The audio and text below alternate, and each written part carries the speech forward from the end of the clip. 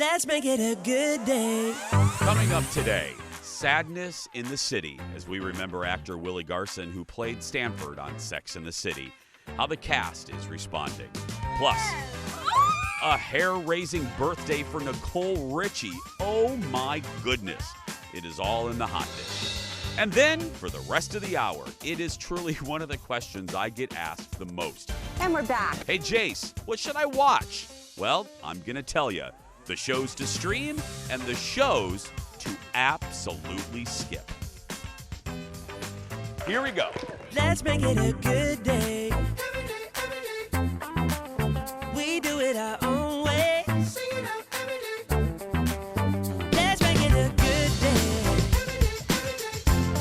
Oh, no matter what they say. Oh, yeah, yeah. Good morning, Roseville. Good morning, Rosemont. And good morning to Redmond, Washington. And good morning to you. Welcome to the Jason Show. I'm Jace. Please say hello to my sidekick sister from another mister and Avon's Employee of the Month. Ding dong, it's Kendall. Good morning, Kendall. Are you referring to me as a ding dong or like ringing the doorbell? The doorbell. Growing up, my neighbor across the street, her name was Tammy. And she had a little girl, Tanya. Tanya was my first little friend. We kind of grew up together. Tanya was also the young lady, the girl that taught me a bad word that I proceeded to spray paint on my parents' brand new house garage door. And and I was grounded to my room. And then I ate an entire gallon of rainbow sherbet and hid it. And to this day, I still can't eat rainbow sherbet. I ate the whole gallon because I was grounded to my room. See, kids, it's not all fun and games. It's not. No. But anyway, Tammy, Tanya's mom, was an Avon representative in our neighborhood. Oh. Yeah. Ding dong. I used to get Avon, it was like an eyeshadow palette that they had. Because my grandma had a friend who sold it. And, you know, it was one of those, like, my first, like, big makeup. It was exciting. Yeah, back in the 70s and 80s, everybody knew somebody who sold Avon or Tupperware. Those are the two things. Creams. Remember how good the cream smelled? Yeah. Probably still do. And there was something, what was it? The skin. What? No, not Mary Kay. But one of the Avon things was also good for mosquitoes. So Skin So Soft. That's right, Skin So Soft. It's also a mosquito repellent. No way. Yes. And I also use it for Jeff when he gets too close in the meetings. Executive producer repellent. Yeah. Let's talk to our audience member today, our virtual audience member. Say hi to Angie, everybody. Hi, Angie. Hi. Hi. Angie, where are you coming in from? Forest Lake. Look at you. Look at the little setup. Angie has the bench. She has. I love her She curtain. has dramatic lighting from a curtain. You got it, Angie. Well, thank you. I just pulled the curtain back. No, you look good. You look good. We love it. We're going to have fun with Angie a little bit later. So, yeah, here we are. We should tell her that Highway 8 is closed in both directions. I'm kidding. I'm not going to do that right now. But there is construction on Highway 8. Yeah, for those of you watching in other cities, Kendall is she's also Traffic Tina. Beep, beep. She's also our traffic anchor. Yes. So if you need to know anything about traffic in the Twin Cities, bloop. Or we need you to do some Washington, some Seattle traffic too. Find out some highways. That'd be so fun. That's right. Does the 101 go all the way up to Seattle? Or is that just California? I doubt it. I don't think so, yeah. Let's get started, everybody. It's time for the hot dish. Roll it, Leo. Here we go. Hey, another sad start to the show today.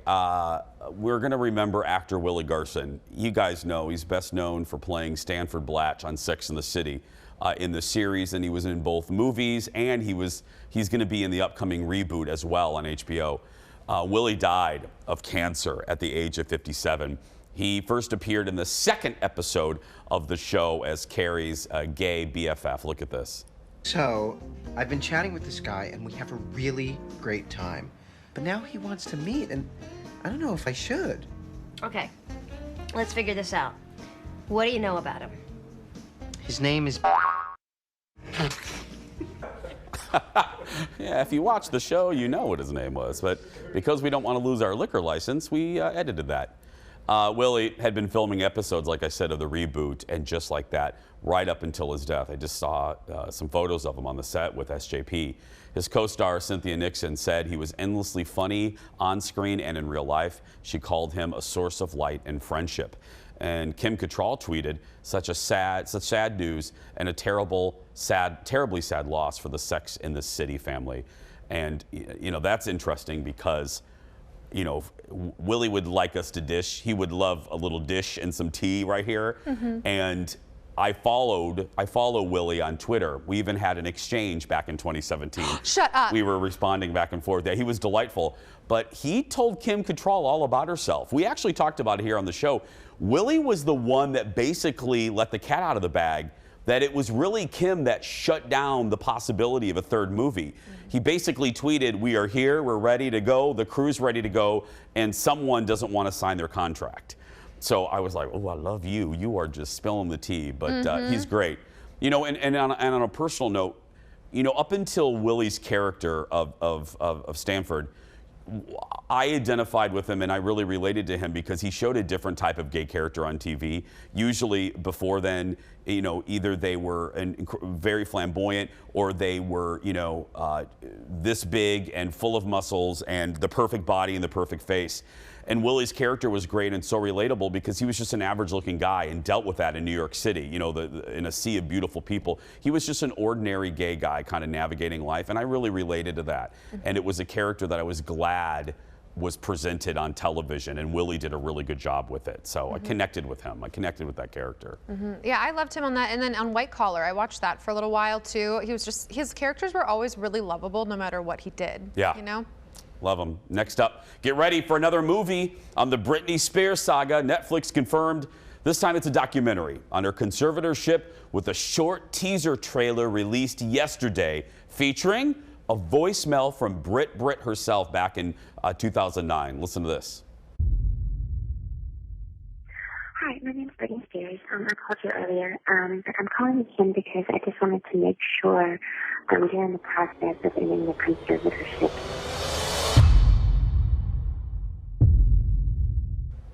So let's just get that straight. This is a trailer for a trailer, but hey, we'll take it anyway. The movie is called Britney, as you saw, versus Spears, and the full trailer, not that, but the full trailer comes out later today. So we watched the trailer for the trailer.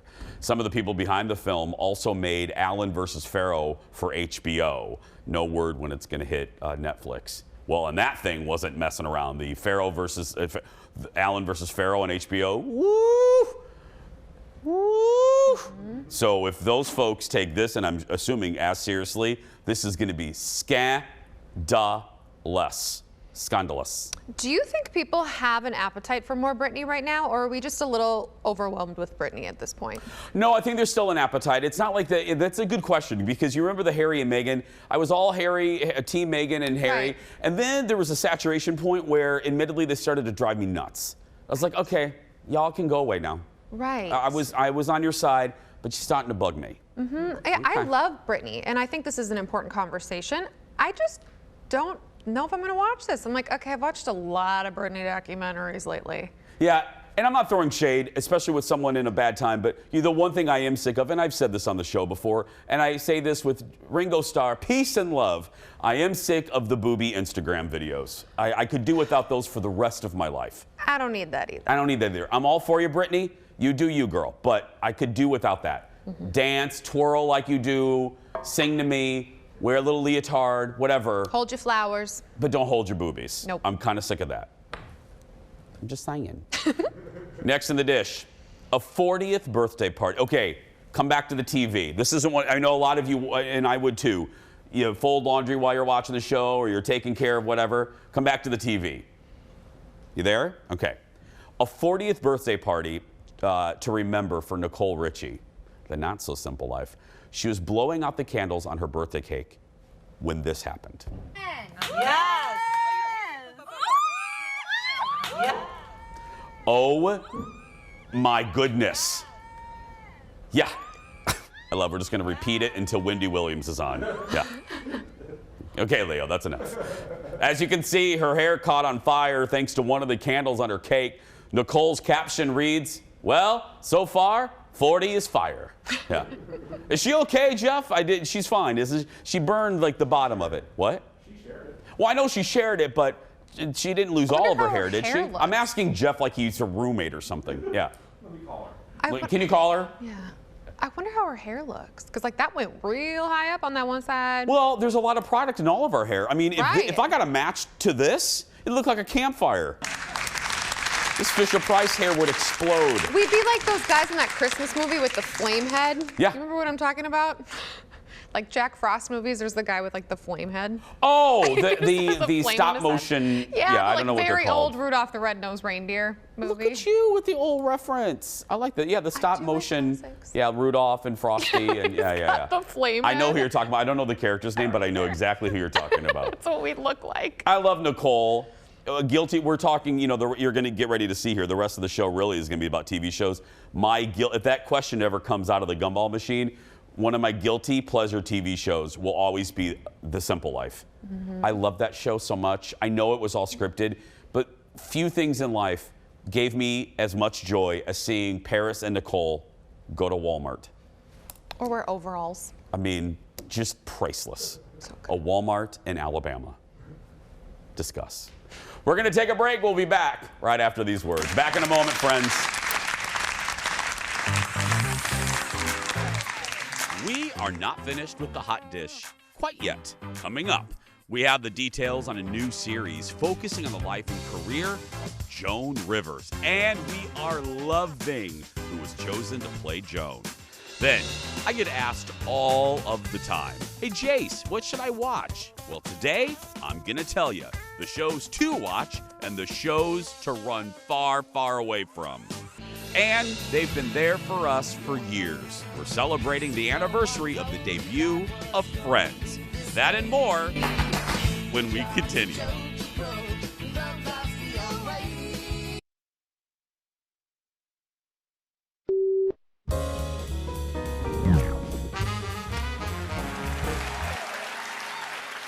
And I want to thank all of them, especially the sweet, gangly weirdo who crashed the stage. See if you can spot him. And the Emmy for Variety Special Live goes to Stephen Colbert's Election Night 2020.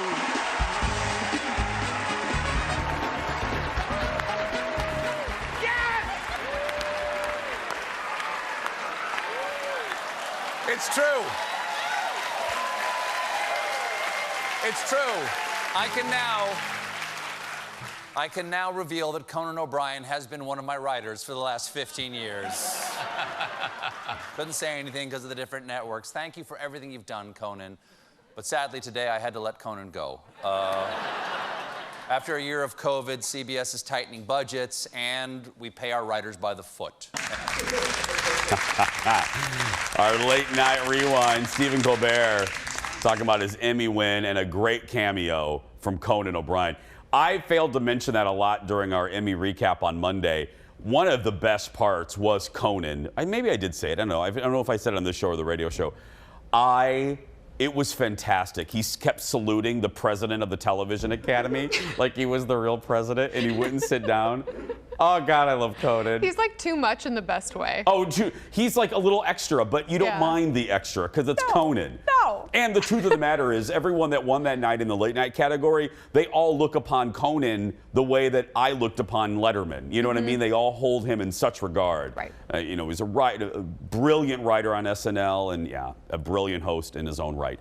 Speaking of late night, more for you. If you watched the Emmys, you saw former child actor. I bet that he loves when people refer to him like that. Anyway, Wonder Years star Fred Savage in a skit about actors who never won an Emmy. Well, Fred was on Kimmel last night and talked about some of the unusual reactions to that skit. Look at this. Saw you on the Emmys in that sketch you did Sunday, and you were very funny. That was a lot of fun. It was fun to do. Yes, thank you. We all laughed. We watched it and laughed aloud. You never know how those are gonna quite go over, and so I was watching it with my kids. I was at a friend's house, and I was watching it with my kids, and they're 15, 13, and 8, and they're all checking Twitter, like, Dad, people are really digging it. You know, they're really liking it. I'm like, really? They're reading the Twitter comments. They're like, Fred Savage, I so would. Or my kids are reading this to me. Or like, Fred Savage is my hall pass. I was like, fantastic. They're mostly from men. But Okay. All right. I'll take it. Sure. I think my wife is still on notice because, you know, they're coming from all angles. You don't know. Yeah. Here's hoping.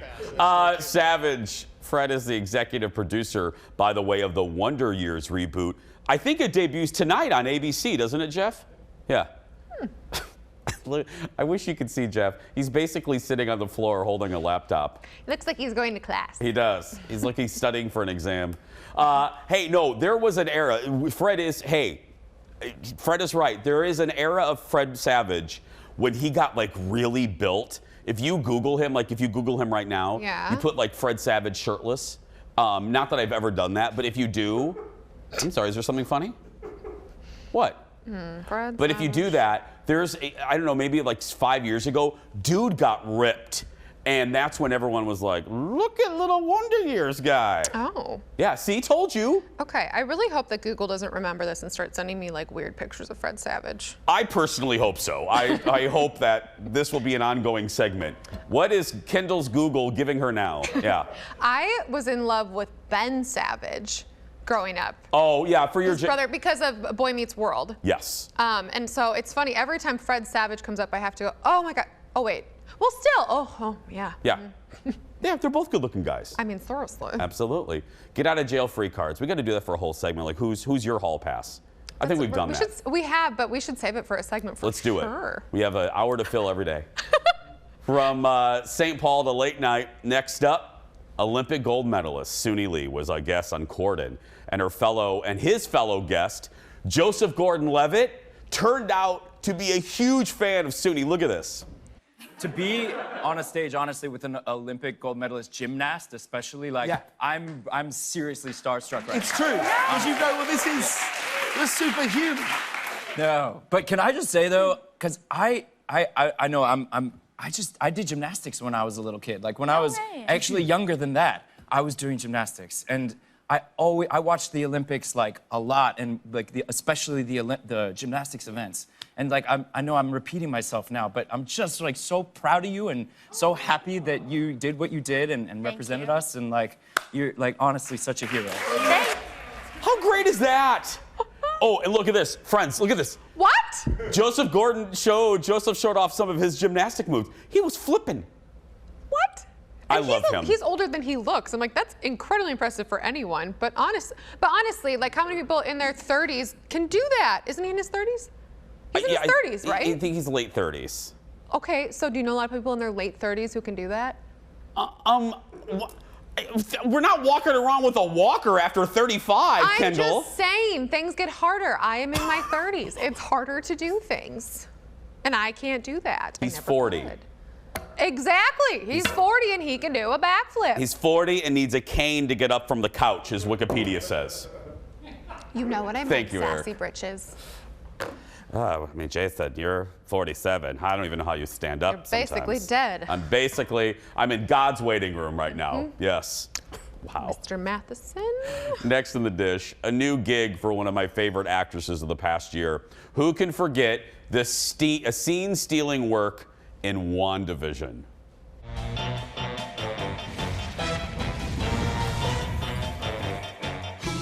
Messing up everything. It's been Agatha all along.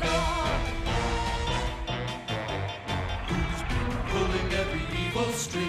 It's been Agatha all along. I love her. And I love that gif. When Agatha turns around, she's like, hey. I use that gif so many times when I'm throwing shade on Twitter. That's Kathryn Hahn in her Emmy-nominated role as Agatha. Well, look at this. There's a reason that graphic came up. She is gonna get ready. She's preparing to play Joan Rivers. That's right. Can we talk? The Comeback Girl is what it's called. It's a miniseries about Joan's life set after her late-night show on Fox was canceled and her husband died by suicide. The series will air on Showtime. Wow. Yeah, I've always been a huge fan of Joan. I always loved her. I fell in love with her when she started guest hosting for Carson. I was one of 7 people who watched her Fox it's a late night show. I recorded the theme on my tape recorder and like came out of a curtain in my living room like Joan did. Anyway, I say all this because that's a really interesting era of Joan's life, because I've said this before, Madonna gets rightful credit for being the mother of reinvention. Madonna, when we talk about stars reinventing themselves, people usually mention Madonna, and she does. But right under that name should be Joan Rivers, because if you think of the amount of times that Joan reinvented her career, I mean, she was one of the first female stand-ups. Then she was the first woman to be a guest host, a permanent guest host on Carson. Then she got her own late night talk show. Then when that ended, and that could have knocked her out, she reinvented herself and did Hollywood Squares. And then she went on to get a daytime show. That was a huge hit. Then she did QVC. And then she remixed how we look at red carpets at award shows. That was Joan. Right. So, you know, she's more than just a comedian. And I'm really looking forward to this, because this group at the Showtime show, they're good people. This isn't going to be trash. It's going to be worthwhile. Do you know if her daughter is involved at all? I didn't see that, but I wasn't sure. I didn't see that in the article. That would be great. It would be great, because, you know, Melissa has so many stories. Obviously, Melissa was a teenager when Edgar, her husband, took his life. And well, there was a horrible, and Joan was in it with Melissa. There was a horrible miniseries made about that time, and Joan and Melissa starred in it themselves. Oh. It was really uncomfortable, and it was horrible to watch. Oh. And I had to stop watching. Oh, maybe she's not involved. Yeah, maybe not. Next up, if you were hooked up to a lie detector and asked random questions, what would you admit? Well, you can't really do that here. Well, pop star Shawn Mendes just took a lie detector test for Vanity Fair and was asked about his friend Taylor Swift's boyfriend. Look at this. Do you approve of Taylor's current boyfriend, Joe Alwyn? I've never personally met Joe, but he looks like a sweet guy. You're not telling the truth. You're being deceptive. I'm lying a little bit. Yeah, I mean, he's kind of got a little bit of a villain look about him. I mean, he looks like a nice guy, but like he like at any like movement could turn into a villain, you know. But he's got really blue eyes, and I struggle with like eyes that blue, you know. Like I find it easier to trust brown eyes. Mm-hmm. Mm-hmm. Just say it. Just say it, Jason. It's so Cher. I'm just picking up Cher.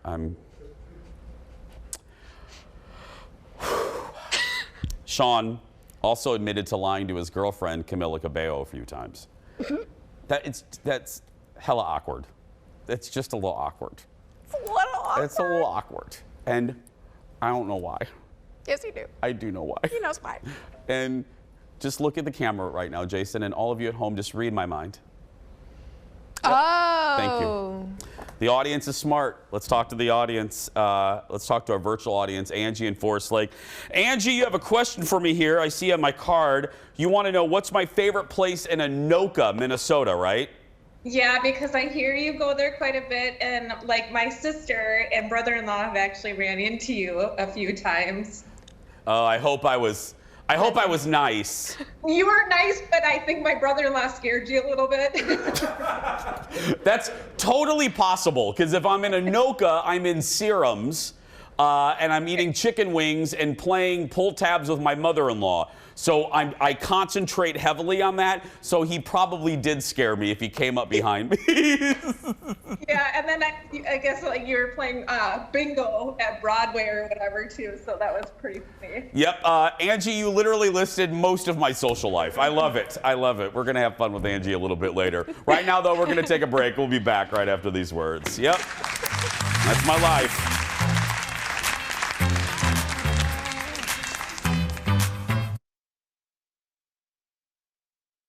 We are creating confidence and security.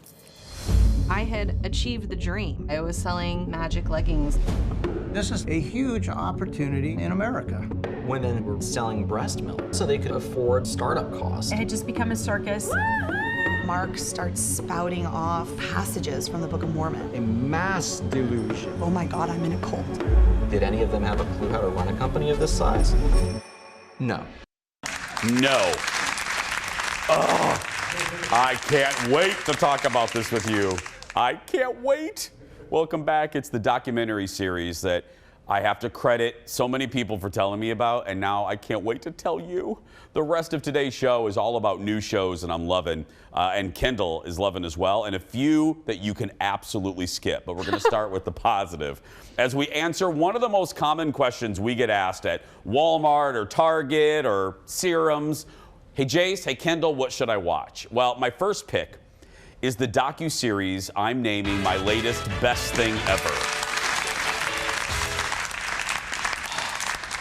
I could have done the whole hour on this, by the way. I could have done the rest of the show on this. It's called Lola Rich, and it follows the rise and collapse of the clothing brand LuLaRoe. It became a major hit several years ago, with many women selling it out of their houses. But the story behind the company and allegations of being a pyramid scheme, or I'm sorry, multi-level marketing scheme, is the focus of this new limited series. Look at this. It's the definition of a pyramid scheme. How many lawsuits have been filed? It's dozens. The question is, what did you want out of it? You get to be the boss. I'm gonna lose my house.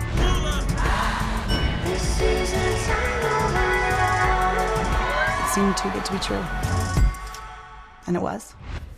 Yeah, she's one of the retailers, as they call them. Much of the focus is on the I love her. It's on the founders of LuLaRoe, Mark and Deanne, who agreed, we don't know why, to be interviewed. Well, we do know they have such an ego and lack of self-awareness. But anyway, they agreed to be interviewed for the filmmakers. The 4-part series interviews countless women who say that they were scammed. Okay, Kendall, I want you all to watch this show, but when you're done, you get Amazon Prime and you sit down and you watch all 4 episodes. I had grand plans on Sunday. I did nothing because I sat with Colin and watched all 4 episodes back to back to back. So let me set the stage if you do not know what LuLaRoe is. Yeah. LuLaRoe, well, first it's named after 3 grandchildren. LuLaRoe, not to be confused with Lululemon. This is LuLaRoe. They basically sold leggings, okay? Okay. So let's say you were one of the retailers. You would buy, your startup costs to join the company was bottom cost was $5,000. For that $5,000, you would get leggings to sell. You wouldn't be able to pick the pattern. You were just given a box of leggings to sell. And I forgot the number that you get for $5,000. That's the lowest package, by the way. Okay. It goes up from there. So then you get those leggings for $10 a piece, and then you, Kendall, can sell them to your friends via parties, via pop-ups, via Facebook Live for $20, $25. You get it? Yes. And that's how you run your own business. But here's the problem. Like any pyramid scheme, eventually you're going to run out of customers. There's only so many people that want, leggings with hamburgers on them in any given town. Yeah, those were aggressive leggings. Oh, you haven't seen anything yet, my love, because unless you got in right at the beginning, the people that got in and started being retailers at the very end, oh, there they are. That's the owners. Oh my goodness. Anyway, there he is. Unless you got in at the very beginning, you really didn't make any money. Instead, you had this inventory sitting in your house that you couldn't sell. And they didn't have a buyback program for many years. Then they did have a buyback program and then quickly took it away, which then partially led to a lawsuit from the state of Washington.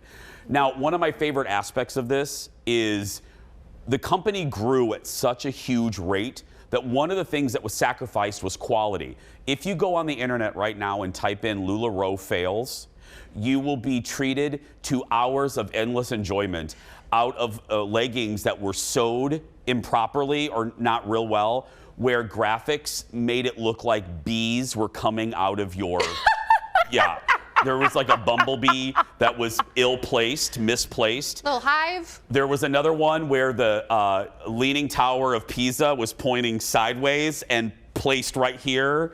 There was another one where 2 cheeseburger buns came together in an unfortunate place. No, they didn't. My favorite, personally, that if I look at it right now, let me pull it up. I can't show you because of copyright, but let me just pull this up because there it is.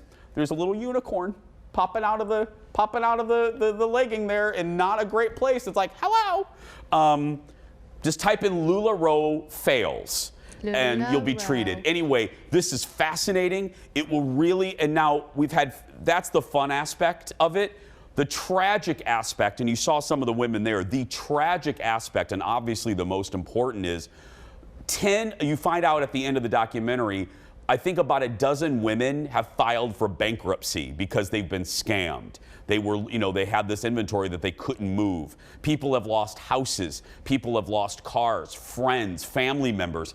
It is tragic on a level that you're like, oh my goodness. So as much fun as we're having, there's also a dark underbelly to all this that's not at all funny. Fascinating? Yes. Funny? No. Did you Google the fails? I'm not even listening because of the fails you mentioned. I just looked them up and they're way worse than I would have ever imagined. I'm like, this came out and someone just was like, here you go, sell that. There's a place where you don't want Leaning Tower of Pisa, and it's right about here. Yeah. Just saying. We're going to take a break. More TV you should watch and avoid when we come back. Back in a moment. Lula Rich on Amazon Prime.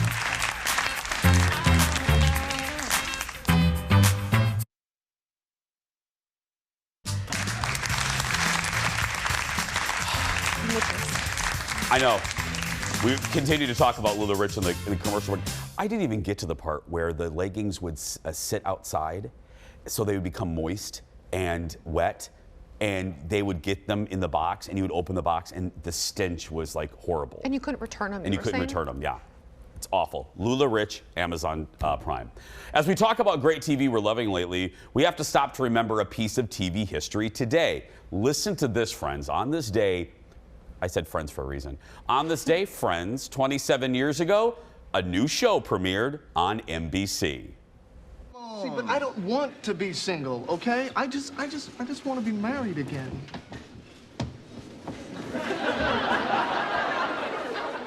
And I just want $1 million. Still funny to this day. That's a clip from the pilot episode of Friends, which aired for the first time today back in 1994. It ran for 10 more seasons, becoming must-see TV and a TV landmark. It basically kept NBC and the Peacock rolling in millions of dollars for many, many, many, many years. These days, the show airs multiple times a day in syndication. Like right now, it's on TBS if you turn over there, as well as on HBO Max. Well, we want to look back at some of our favorite moments from Friends. First, something many of us probably say when we're moving furniture. Here we go. Pivot. Pivot. Pivot! Pivot! Pivot! Pivot! Shut up! Shut up! Shut up! You know, and in the reunion they just had, you learn, you know, it's a compliment to David Schwimmer. I think it was Perry that said it. The written word, that script, think about that. If you read the script, it just says pivot, pivot, pivot. It was with no instruction. It was Schwimmer that turned it into something. Because he could have just said pivot, pivot, and even the repetition would have caused Chandler to scream at him. But that's how good Schwimmer is. He gave it inflections. So when I look at that scene, I just think, wow, Schwim, he's good. Now a scene from season 5. This is such a good one. When the friends learn something about 2 of their fellow friends. Joey, do they know that we know? No. Joey? They know you know. Oh, I knew it! They don't know that we know they know we know. And Joey, you can't say anything. Couldn't if I wanted to. That is one of the episodes I could watch over and over and over again. That's when the friends find out about Chandler and Monica's romance. That's a great season. That's one of my favorite eras, other than the first 2 years. Season 5, the hiding of Chandler and Monica is a great time period for that show. Did you like that one? I didn't watch anything ever consecutively because it all came out when I was young enough that I watched it all later. I mean know. that honestly. Yeah, know, you were 6 when that was on. Oh. Finally, a classic episode when Phoebe found out that she was pregnant and the men and women competed in a trivia contest. What is Chandler Bing's job? Oh gosh, this has something to do with numbers and processing. Well, he carries a briefcase. 10 seconds, you need this or you lose the game. It has something to do with transponding. Oh, he's a transponster. That's not even a word. Again! That's another on the script. That's not even a word, but that's the delivery. One of the, I mean, you know, there's qualm. You can look back now. There's criticisms with Friends now, looking at it in 2021. But just from a casting point of view, one of the best cast shows in recent history. Really, truly. Perfectly cast. We're going to take a break. We'll be back with more TV you should watch and TV you should skip right after these words. Pivot. Pivot.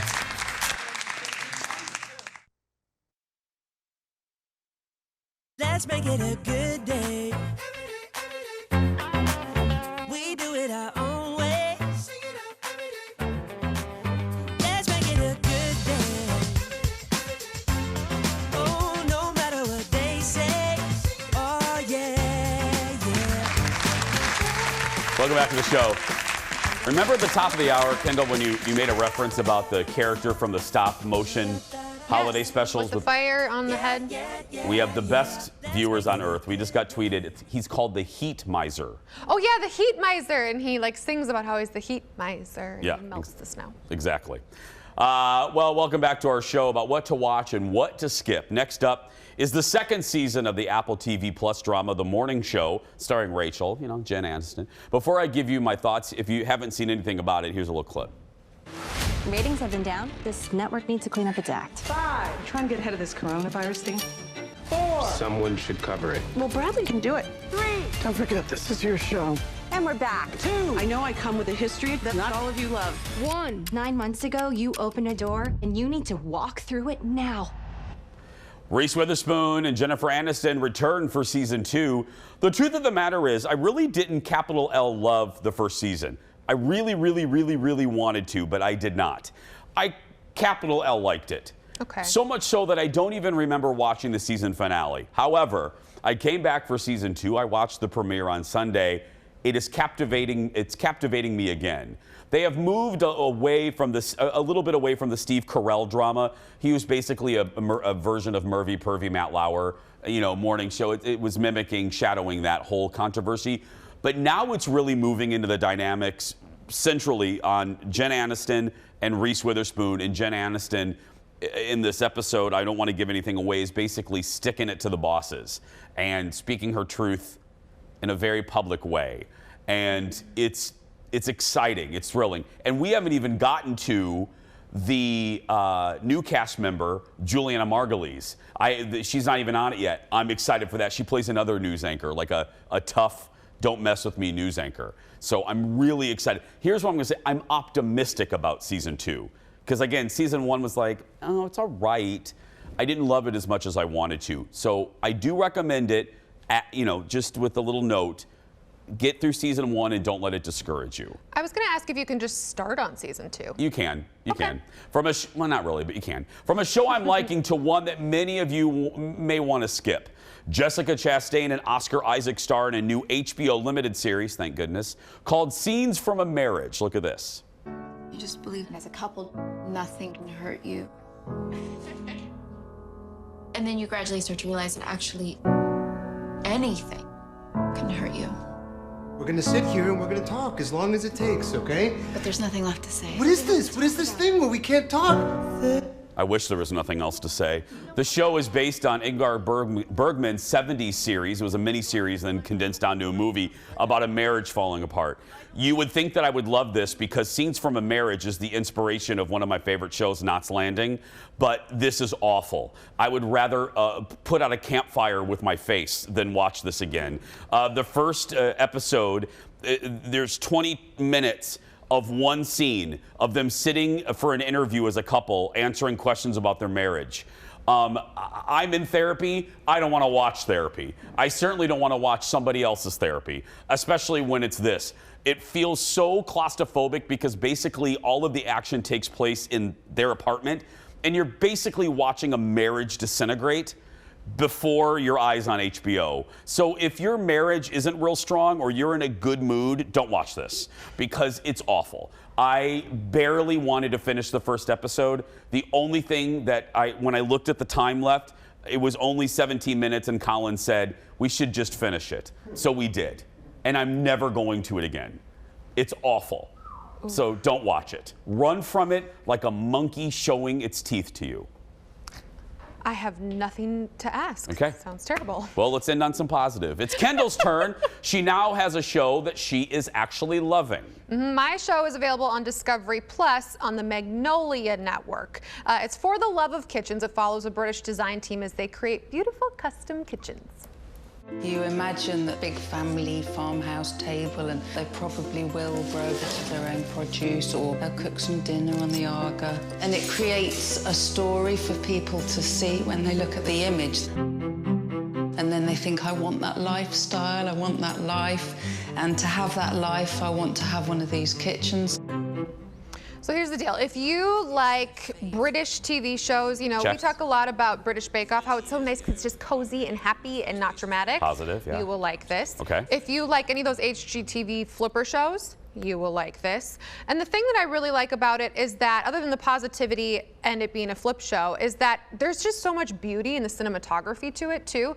It just rolls really, really well. It's very comforting. You can do other things while you're watching it. I have been following this specific design group for a long time on Instagram. So when the show came out, I was immediately drawn to it for that.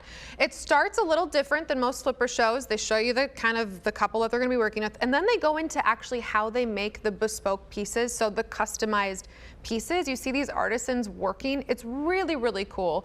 Great shots all around Great Britain. And then the final finished pieces that they have are just phenomenal. They're so gorgeous. So if you just want something comforty and pretty, try it out. For the Love of Kitchens. There we go. I'm going to watch this on the Magnolia Network. So you click Magnolia on the Discovery Plus app. Yes. It's a little, that app needs to be goofy. redone a little bit. Yeah, I love the app, but the configuration's weird. Anyway, we're going to take a break. More when we come back. Back after these words. Good suggestion. I'm going to watch that. That looks pretty.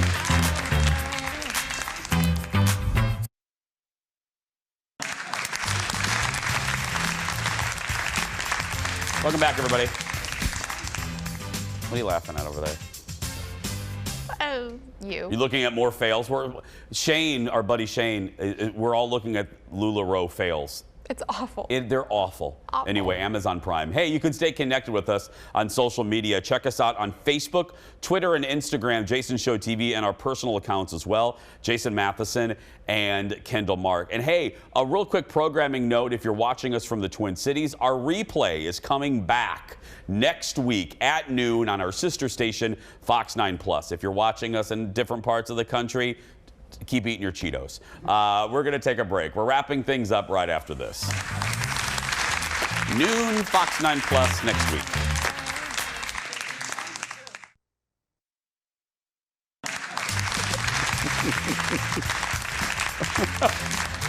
Welcome back. Oh, let's talk. Let's say goodbye to our new friend, our new virtual audience member who's getting a new mug. Angie, thank you for being here. Thank you. Hey, Angie, I wanted to ask you, since this whole show was about TV, what are you, I don't mean to put you on the spot, what are you watching right now that you're loving? Well, I would like the English, the Bake Off, again, you know, the soggy bottom. I've got to always. Yeah. Oh, are you ready? Are you ready? The new season drops here in the U.S. on Friday. I know. I've been keeping an eye on it. So I've been doing that. But otherwise, I have, like how you brought up Friends. I actually have been, when I've been working at home, I have Friends on. Of course. Too. I know. It's probably on at my house right now, not the Jason Show, on Friends. Angie, thank you so much. I appreciate it. Thank you. It was so nice to meet you. It's very nice to meet you. Come see us when our studio audience comes back, please. I would Absolutely. love to meet you. There's Angie, everybody. What was I going to say? Seattle folks. Oh, Seattle folks. By the way, We had an audience member that had signed up from Seattle. We got all excited, our new market, but we think the time change. So if you're watching right now from our Seattle station and you want to join the virtual audience, keep in mind that you have to join us at 8 a.m. your time because we're in the Central Time Zone. Yeah. Or as they used to say, 8 Central and Mountain. Yes. Tomorrow on the show, I'm chatting live with Trisha Yearwood. She's got a new cookbook out, and she's doing an event with the Mall of America. That's tomorrow. But right now, that's going to do it for us. If you're watching and you're a kid that's being bullied, you go out there and be yourself because nobody can tell you you're doing it wrong. Have a great day, everybody. We'll see you tomorrow.